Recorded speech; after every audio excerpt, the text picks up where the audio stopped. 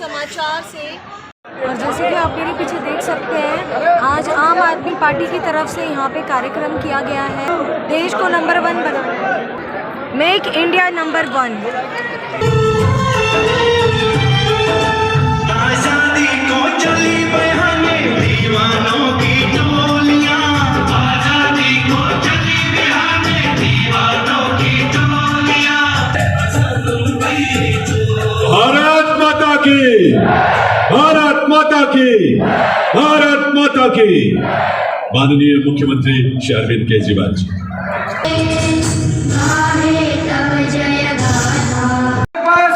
हमारे देश में बेस्ट इंजीनियर हैं, बेस्ट डॉक्टर हैं, बेस्ट वकील हैं, बेस्ट साइंटिस्ट हैं, बेस्ट किसान हैं। क्या नी दिया भगवान ने इतना विशाल देश। और जब भगवान ने इंसान पैदा किया तो सबसे इंटेलिजेंट लोग भगवान ने इंडिया में पैदा किए, फिर भी हम पीछे रह गए। फिर हम पीछे क्यों रह गए? भारत आखिर पीछे क्यों रह गया? दोस्तों, अगर इनके भरोसे छोड़ दिया, इन पार्टियों और इन नेताओं के भरोसे छोड़ दिया तो अगले 75 साल और पीछे रह जाएंगे। इनमें से किसी को अपना परिवार प्यारा है, इनमें से किसी को अपना दोस्त प्यारा है, किसी को भ्रष्टाचार करना है, किसी को देश लूटना है। इन 75 साल में इन्होंने अपने घर भरने के और अपने दोस्तों के घर भरने के सिवा कुछ नहीं किया। उस धर्म के सब लोगों को साथ आना पड़ेगा। 130 करोड़ लोगों को मिलके अब देश की बागडोर संभालनी पड़ेगी। 75 साल पहले जब सारा देश इकट्ठा हुआ था तो हमने अंग्रेजों को बाहर फेंक दिया था। आज 75 साल के बाद अगर हम 130 करोड़ लोग इकट्ठे हो गए तो दोस्तों भारत को नंबर 1 देश बनने से कोई नहीं रोक सकता। एक शर्त है, 130 करोड़ लोगों को, ये हमारा परिवार है, 130 करोड़ लोगों का हमारा परिवार है, ये एक टीम है। हम सब लोगों को मिलके एक परिवार की तरह सोचना है, 130 करोड़ लोगों के परिवार की तरह सोचना। हमारा कोई भी बच्चा बिना अच्छी शिक्षा के नहीं रहना चाहिए। देश आगे कैसे बढ़ेगा? देश दुनिया का नंबर 1 देश कैसे बनेगा? भारत दुनिया का नंबर 1 देश कैसे बनेगा? हमें अपने हर बच्चे को, 27 करोड़ बच्चे रोज स्कूलों में जाते हैं, हमें अपने हर बच्चे के लिए अच्छी शिक्षा का इंतजाम करना पड़ेगा, फ्री शिक्षा का इंतजाम करना पड़ेगा।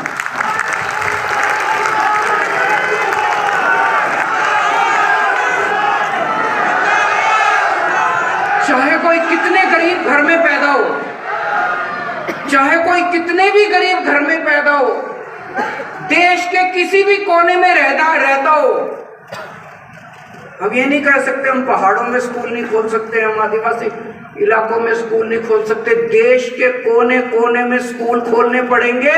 इसके लिए चाहे जितना पैसा खर्च करना पड़े अपने को, देश को चाहे जितना पैसा खर्च करना पड़े, सबसे पहला काम अपने को करना है देश के हर बच्चे के लिए अच्छी शिक्षा का इंतजाम करना।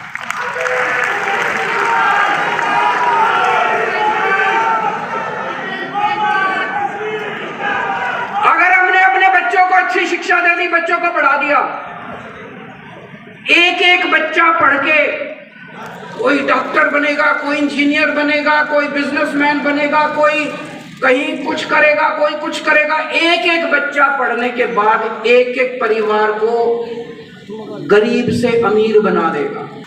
और जब एक एक परिवार गरीब से अमीर बनेगा तो भारत का नाम अमीर देशों के अंदर लिखा जाएगा।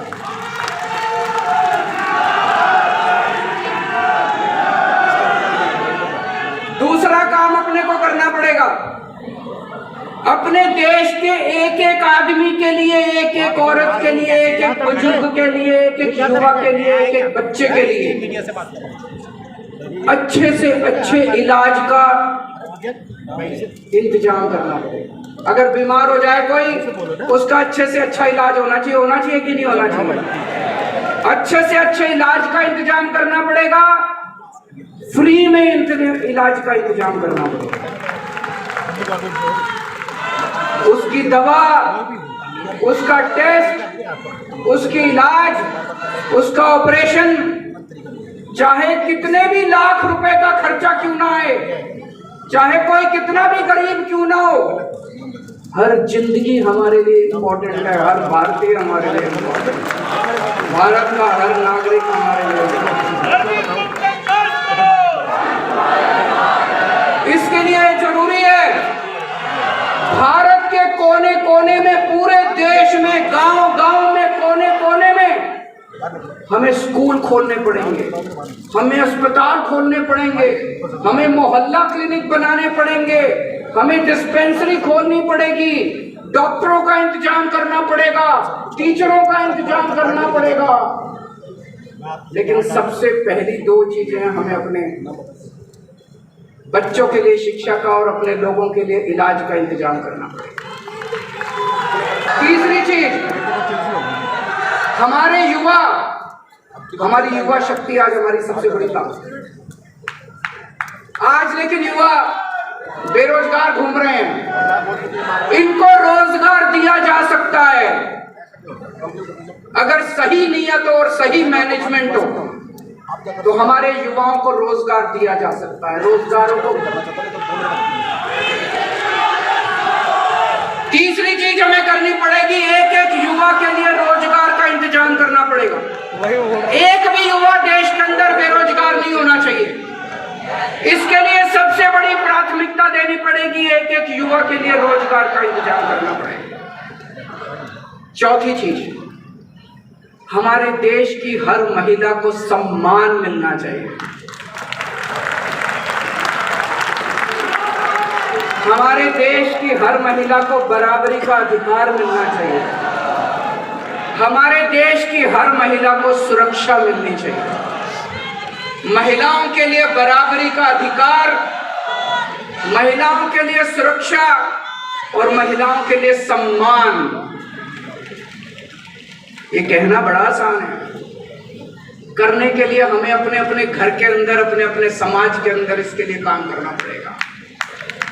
और पांचवी चीज, आज किसान का बेटा किसान नहीं बनना चाहता। हमारा मुल्क किसान प्रधान, खेती प्रधान मुल्क है। हमें ऐसी व्यवस्था करनी पड़ेगी कि किसानों को अपनी फसल का पूरा दाम मिले, ताकि किसानों के घर में खुशहाली ले। हमारे देश के किसानों को उनकी फसलों का पूरा दाम, उनकी मजदूरी का पूरा दाम देना है, ताकि हर किसान का बेटा फक्र के साथ किसानी कर सके। दोस्तों, और भी बहुत सारे काम करने हैं, लेकिन ये 5 काम सबसे जरूरी काम है। अगर हमें अपने देश को आगे बढ़ाना है तो ये करना पड़ेगा। आज मैं इस मंच के माध्यम से देश के 130 करोड़ लोगों को अपील करता हूं कि इस राष्ट्र मिशन मेक इंडिया नंबर 1, इस राष्ट्र मिशन के साथ जुड़े। जिस दिन 130 करोड़ लोग एक साथ जुड़ गए, भारत को दुनिया का नंबर 1 देश बनने से कोई नहीं रोक सकता। और हमारा किसी पार्टी से कोई लेना देना नहीं है। ये मिशन राष्ट्रीय मिशन है, ये देश को आगे ले जाने का मिशन है, ये किसी पार्टी का मिशन नहीं है। इसलिए मैं आह्वान करना चाहता हूं, सारे बीजेपी वाले भी साथ आओ, सारे कांग्रेस वाले भी साथ आओ, इस पार्टी वाले भी साथ आओ, उस पार्टी वाले भी साथ आओ।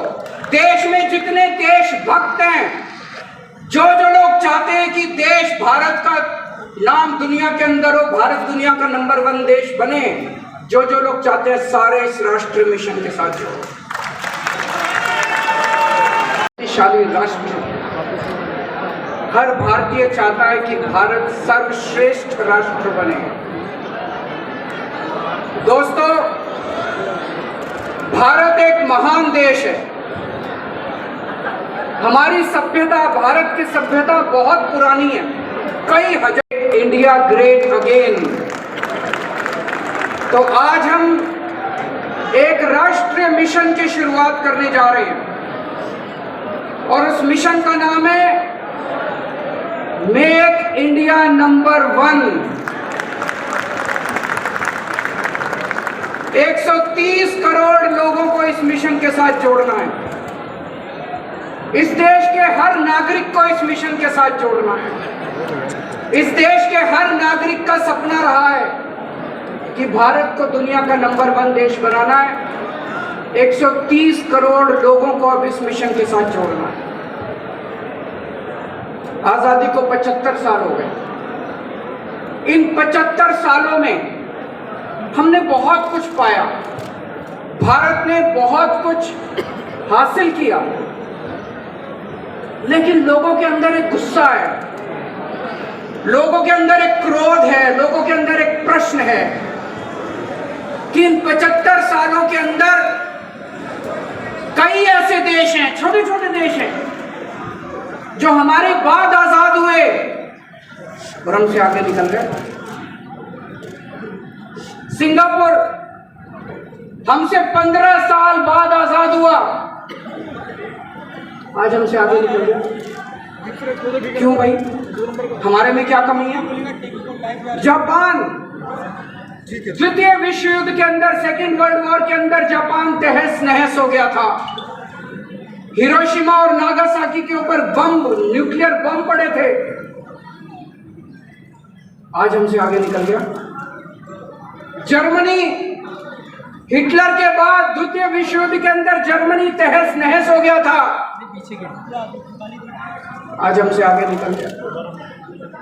हम पीछे क्यों रह गए? भारत पीछे क्यों रह गया? आज भारत का हर नागरिक ये पूछ रहा है, भारत का हर नागरिक गुस्से में है, भारत का हर नागरिक क्रोध में है कि हम पीछे क्यों रह गए। हम किसी से कम है क्या? हम किसी से कम थोड़ी हैं। भारत के लोग दुनिया के सबसे इंटेलिजेंट लोग हैं। भारत के लोग सबसे मेहनती लोग हैं। भारत के लोग दुनिया में सबसे बेस्ट लोग हैं।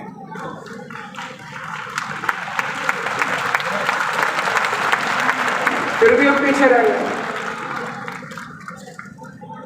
भगवान ने भारत को सब कुछ देने में कोई कसर नहीं छोड़ी, सब कुछ दिया है भगवान ने हमें सबको 130 करोड़ लोगों को एक परिवार की तरह रहना है, एक परिवार की तरह हमें कंडक्ट करना है, एक परिवार की तरह बिहेव करना है।